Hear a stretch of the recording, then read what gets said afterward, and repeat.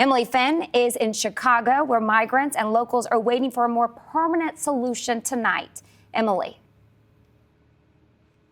Kelsey, that's absolutely correct. As of this week, Chicago has been able to relocate migrants at least 5 different police stations scattered throughout the city, but there are still nearly 2,000 that are awaiting placement in a temporary shelter, and they're at other police stations on the sidewalk in tents like this that you can see behind me. And Kelsey, as you mentioned, the temperatures here in the Windy City are dropping. I am pretty cold out here tonight. It doesn't appear that these tents are properly insulated. And as we know, the notoriously cold Chicago winter is fast approaching. These families who, by the way, they're not illegal. They're asylum seekers. The city of Chicago is ramping up efforts to relocate asylum seekers living on sidewalks outside of police stations and at O'Hare Airport, with frigid winter weather conditions fast approaching. Chicago's Office of Emergency Management and Communications confirming at least 5 police stations have been officially cleared out this week, noting the push to quickly move migrants to temporary shelters comes, quote, in anticipation of the winter weather. More than 1,700 migrants are still awaiting placement at shelters, but it's just the first step to a more permanent solution. Chicago Mayor Brandon Johnson is pledging to move forward with a plan to build winterized base camps, which can house up to 2,000 asylum seekers, yet multiple locations are still under consideration. The plan has already drummed up concern among Chicago residents,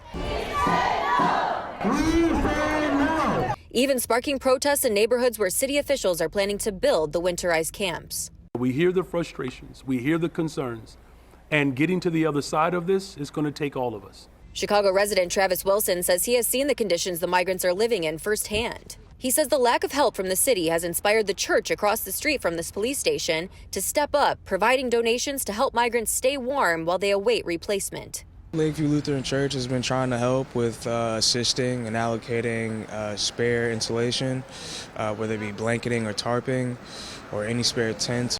Since August of 2022, more than 25,000 migrants have been bused or flown to the Windy City from states like Texas, posing a challenge for Chicago officials to provide adequate housing options. And the overwhelming surge in migrants is not just a problem unique to Chicago. In New York City, Mayor Eric Adams has been pleading with the Biden administration for assistance for months.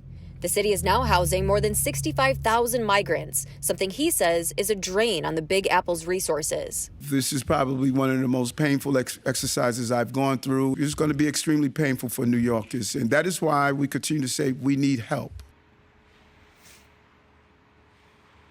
And here in Chicago, Mayor Brandon Johnson has indicated plans to move migrants from the temporary shelters into those winterized base camps in January, and that's just a few weeks away. Still a lot of progress to be made. And before we send it back to you, I think it's important to note that the food pantries here in Chicago have been reporting an increase in demand from the migrants. So just another example highlighting how donations are really how they're getting by here in Chicago. Workers at the food pantry say that they're concerned that migrants aren't getting enough food and don't have access to healthy options, Kelsey. And Emily, let's remember that many of these migrants are young children sleeping outside in the cold and not having enough food. Thank you for that report.